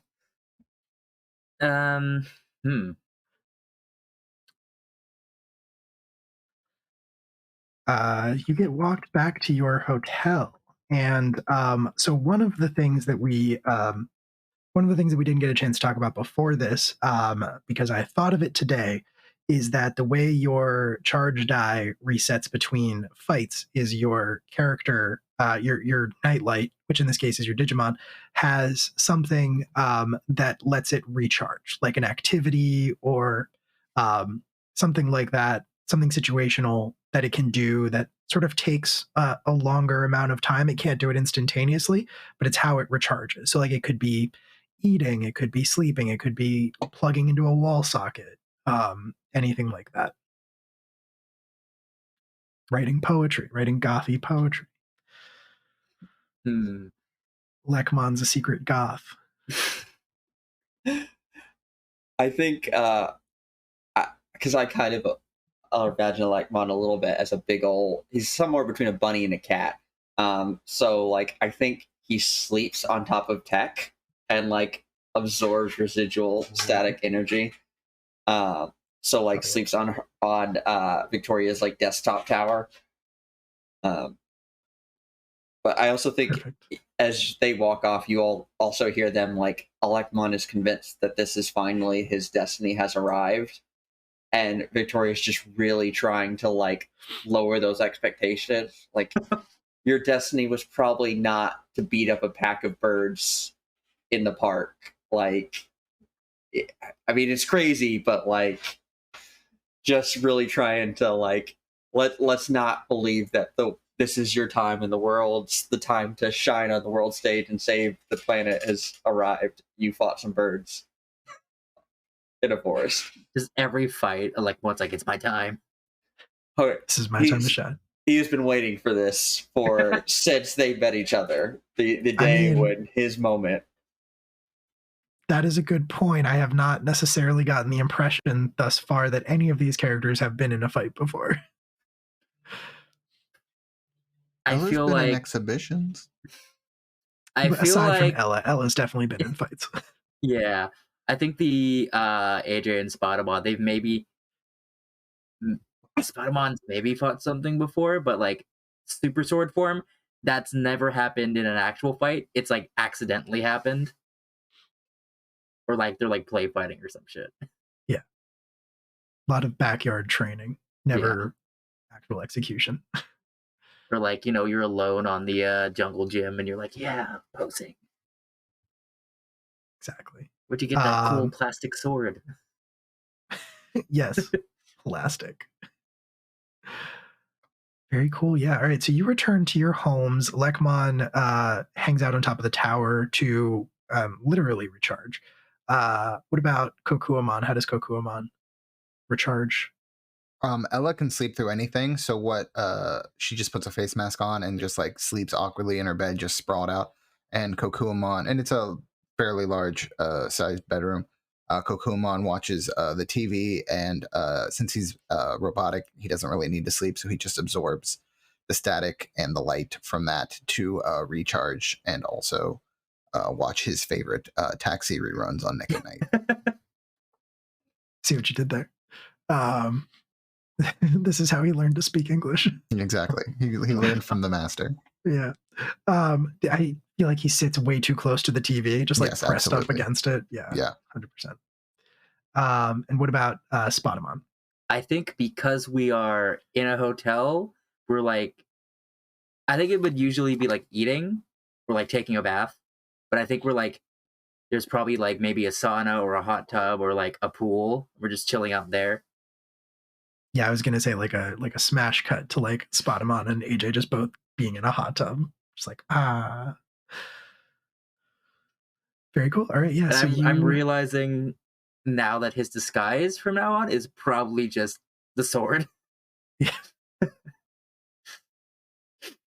What is I put it to you, chat? What are you more likely to notice on a street? A little lion man in armor and he's blue, or a kid carrying a giant sword that is also blue? A kid carrying a giant lance with a knife on the edge of it. Right. Sorry, a giant knife lance. Knife, lance, sword, hook, hand card, or we can do a poll, I think. I don't know how to do this. I'm not going to mess with this right now. All right, cool. So yeah, you do your separate leisure recharge activities, kind of reflect on the day's events and everything. Um, it's up to you if you're satisfied with it. I know Victoria wasn't really looking for a fight, but it still went well. Alekmon, I imagine, is probably pretty fired up and then crashed immediately like a baby when you got Yes. through the door. Yeah. Since he spent He's- more charge than anybody. Yeah, no, he was very again excited and high key, and yeah, I think specifically Victoria they have not been in any fights, and like that is very intentional of like this little peppy bundle of electricity and energy showed up on her doorstep and said like someday they were going to save the world, and she's been very much like absolutely not. All right. Yeah. So you move on with your night. TV, sleeping, hot tub, sleeping also. When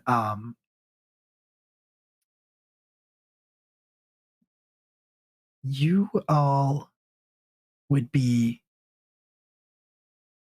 you'd be kind of awoken. I think I'm going to say all three of you separately in your own rooms are awoken pretty much at the same time, probably by two things. One is a noise, and then the other is a very weirdly bright light. And as you look for the source of the noise, you kind of all look over, and whether it's a window or like a sliding glass door or something, you all see your respective Digimon again in that sort of borderline feral state with like the super dilated eyes and the kind of just like scratching at the glass, like as if they want to be let out. But the source of the light, as you get up,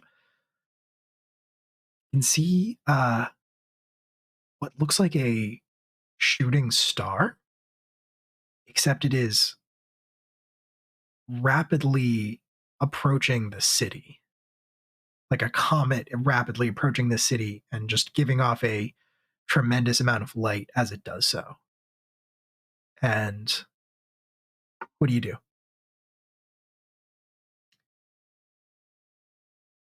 I think I go out onto like I go out onto like a balcony and I'm just like looking at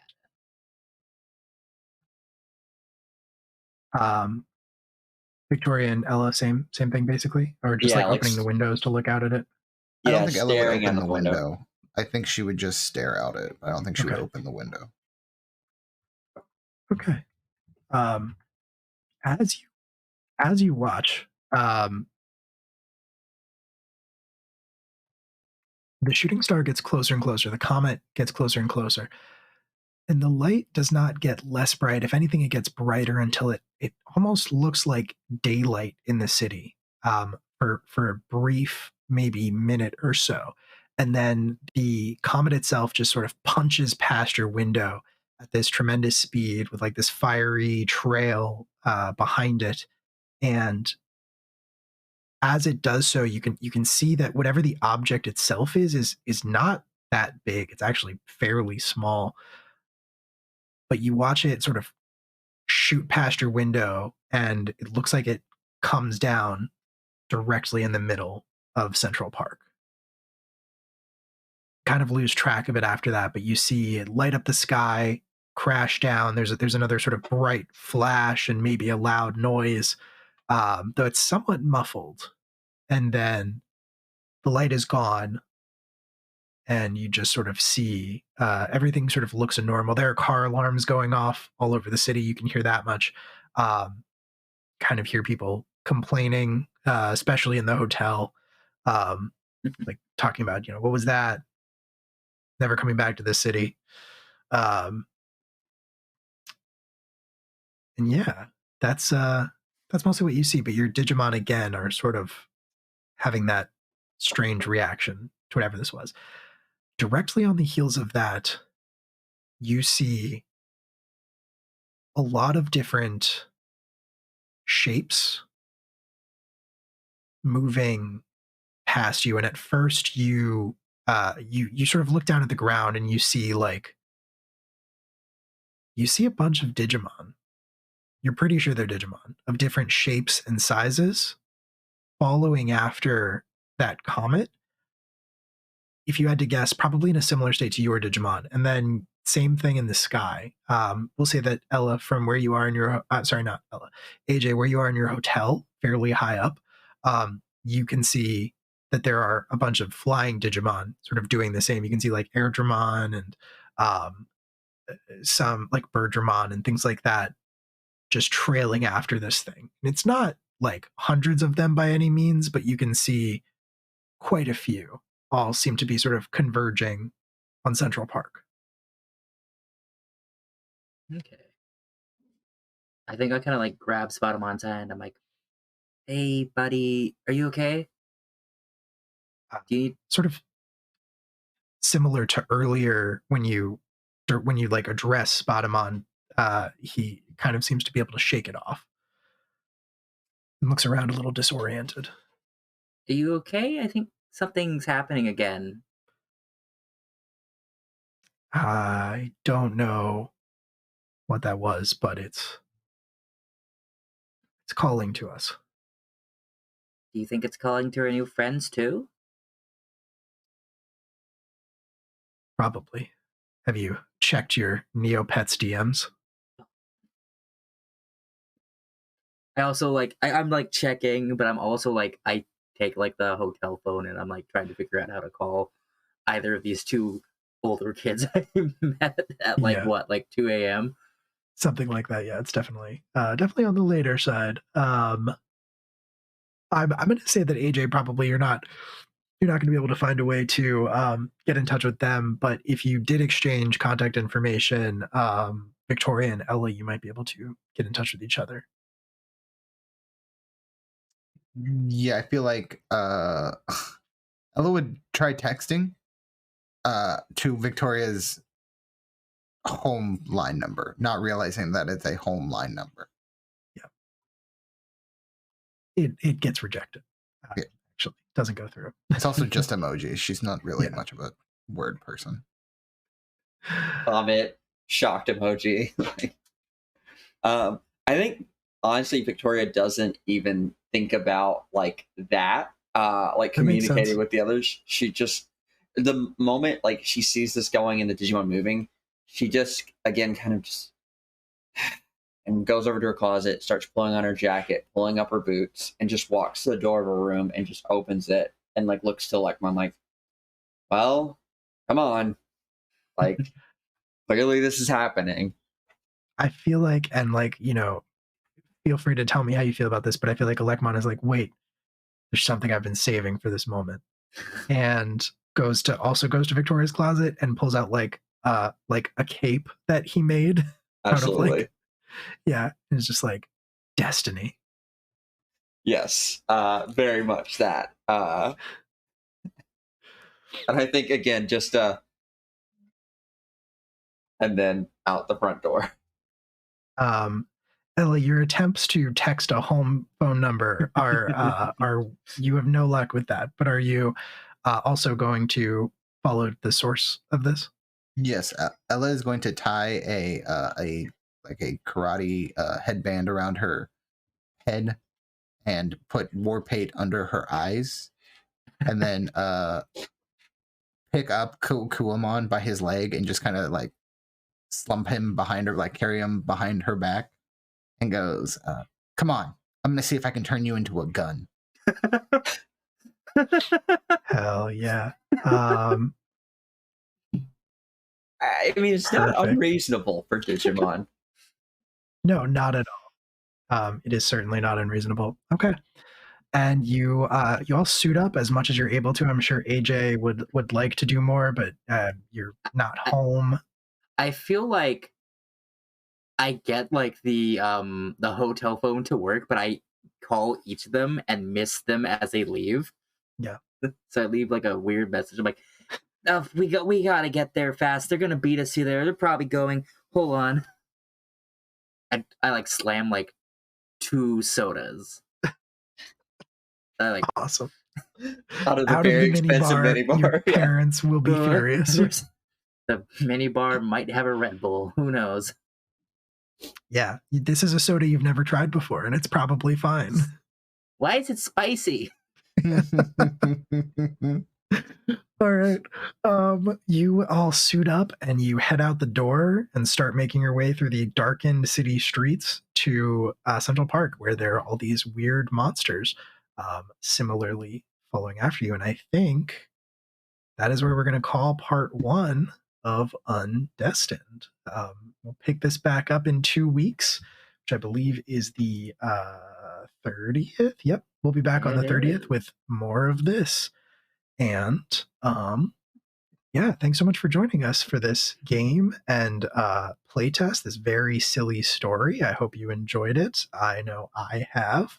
I'll say thank you to everybody watching, and thank you to everyone who rated and followed and donated. Thank you so much. We super appreciate it. We would not be able to keep doing this without you, and that is very cool of you because we like doing this. And also thank you to our guests. Thank you to Jamie and Andy and Liz.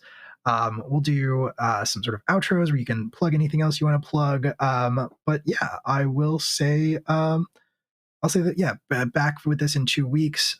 We are not doing anything else on the channel, I don't believe, until Sunday when we'll have Veil Breakers. This was our Battle of the Mons week, and next week is our D&D week. We have our 5e Homebrew Veil Breakers on Sunday, and our other 5e Homebrew Class Reunion Winter Break on Tuesday. And then our third Dungeons & Dragons Homebrew Fetch Quest, where everybody is dogs. On Wednesday. And I think there's going to be a Table Talkalypse episode, which is our TTRPG talk show that Andrew does. I think that's going to be on Thursday. So next week is a busy week. This week was a little more quiet, but that's what we got coming up. Follow the channel if you want to stay up to date with that. And I'll tell you more stuff about that in a minute. But on that note, go ahead and do outros and call it night. Andy, you're still first. Hi, me again. Great, huh? I'm Andy. I'm your Hero of Hearts at A Hero of Hearts on most social media. I'm the Dungeon Master on the Christmas Saving Show, and I sometimes guest in places here and there. You can also find me sometimes on the No Fame podcast, but usually as a guest for certain things, like the Stories on the Shore, which, yeah, I play a really nasty, terrible man in a trench coat with jorts on named Jorthaniel, and that. Paranormal instigator. Jorthaniel is an icon, and I love him so much. I will not tolerate Jorthaniel slander on this stream, not even, Even from from this myself. player. Yep. He's a lot of fun to play. Love that show. All right, cool. Thank you. Jamie. Hi, you can follow me on all socials, TikTok, Instagram, Twitter, as long as Twitter still exists, at A Jamie Carbone. I post a lot of my stand-up. If you live in the Pacific Northwest, I also post my dates of when you can come see me. I have a few shows left in November, not counting the holiday, and then I've got a couple in December where I'm actually going to be doing some road stuff. I'll be down in Eureka, California, down at Savage Henry down there the first weekend of December. If you want to come check me out, if you happen to live in the area, or if you want to fly there and just say hi to me in person, that would be nice too. Also, every other Sunday, check out Academy H, where on this very channel where you can see me and a bunch of other amazing people play using the mask system, playing a bunch of hormonal teenage superheroes. I'm currently disappeared, and I don't know where I am in the game because I'm gonna be gone for a bit. So hopefully wherever I am is fine. But besides that, just follow the channel, watch everything they do. It's all great. I like to think you're having a good time wherever you are. I like to think Danny's always having a good time, unless Yeah, Danny that's is reminded of his dark and terrible past. Oof. Oh, that's fair. That's a fair. Listen to the podcast if you want to know more about that dark and terrible past. We've touched on it once, and it was a lot. We all felt very bad afterwards, except for Jamie. Jamie felt great. I did. I felt very evil at the time, being very accidentally emotionally manipulative. It was a lot. Liz, you're up. Hi, yeah, I'm Liz. When you tune back in 2 weeks for this, just tune back in a day later, and you can catch me and Will on Missing Numbers for the other side of the Battle of the Mons, where I play the opposite of a goth in Billy, the very naive Ray of Sunshine farm boy. And other than that, again, at Iron Echo Games on Twitter, iron-echo-games.itch.io for any of the stuff I've designed. And that's me. Yeah, and I will talk about some stuff. I mentioned a bunch of things at the top of the thing. We already plugged Academy H, we already plugged Missing Numbers. Class Reunion Winter Break, come back for that next Tuesday. It's a good time. I like running that game a lot, and I've always wanted to do urban fantasy D&D, and it's my first chance to do that. And yeah, I'm really enjoying it so far. And that's also a great cast, some of whom have been here in the chat with us this evening. So yeah, that's that. Listen to Academy H, listen to Cryptid Community College, both available on your podcast platform of choice as live from the apocalypse. And I think that's it. Follow the channel. That's me on Twitter if you want to follow that. And I will probably be posting about this system as I'm developing it more. So check that out. I guess I'm a game developer now. And that's probably it. I will say with that, if you want to keep up with us and know what we're up to, follow us on the socials. We're also on Tumblr. We haven't posted anything there yet, but this is going to die, probably. Not this. Twitch will probably not die, but Twitter's going to die. Do that. And join our Discord community if you like to. It's very active, and there's a lot of great people in there. And yeah, we would love to have you. On that note, we're going to call it a night here.